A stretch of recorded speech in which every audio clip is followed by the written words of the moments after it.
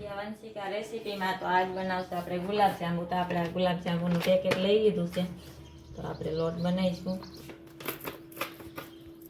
તો આપણે દૂધમાં બનાવશું લોટ. દૂધ લીધું છે તો આપણે થોડું દૂધ નાખીને લોટ બાંધીશું એનો.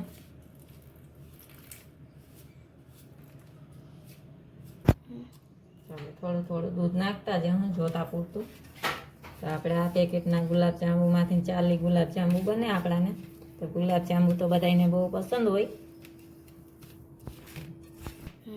તો આ રીતે આપણે લોટ બાંધી લીધો છે. તો થોડોક હવે આપણે ઘીનો મોણ દઈ ને 2 મિનિટ રેસ્ટ દેવા રાખી દઈશું આપણે.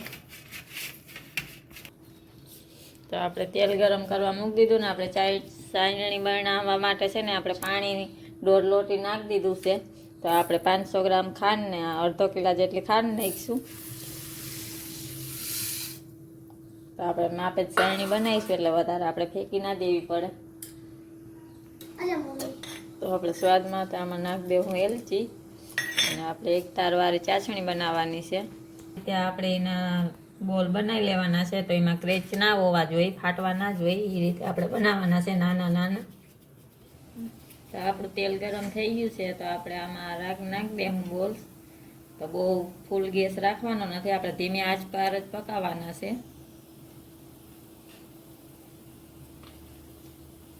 આપણે 2 મિનિટ પકાવવાના છે. આ રીતે આપણે રાતા કલર થઈ જાય, અંદરથી ને પાકી જાય પછી આપણે ઉતારવાના છે. તો ધીમી આંચ ઉપર જ આપણે આને પકાવવાના છે, નકર કાચા રહી જાય અંદરથી. તો આપણા ગુલાબજાંબુ સરસ નહીં બનશે. તો આપણી ચાસણી બનવા આવી ગઈ છે. તો આપણા જાંબુ પાકવા માંડ્યા છે. તો આ રીતે કલર આવી જાય હજી. તો હજી આપણે થોડીક વાર પાકવા દેવાના છે. ચણી બની ગઈ છે. તો હવે આપણે ગેસને બંધ કરી દઈએ.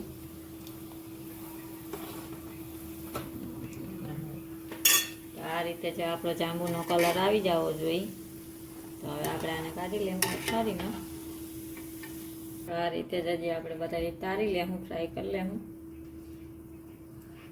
તો આ રીતે આપણા શેકાવા જોઈએ, પાકવા જોઈએ, ફાટવા ના જોઈએ.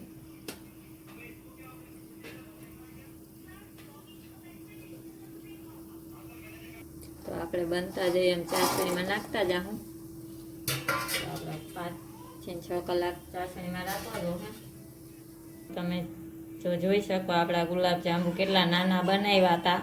તો કેટલા મસ્ત બન્યા છે અને ફૂલી ગયા છે. આપણે નાના બનાવ્યા તો એ કેટલા મોટા થયા.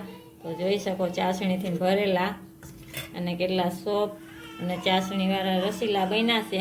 તો તમને વિડીયો પસંદ આવ્યો હોય તો લાઈક, સબસ્ક્રાઈબ, શેર કરો. તો આપણે મળશું નવા વિડીયોમાં.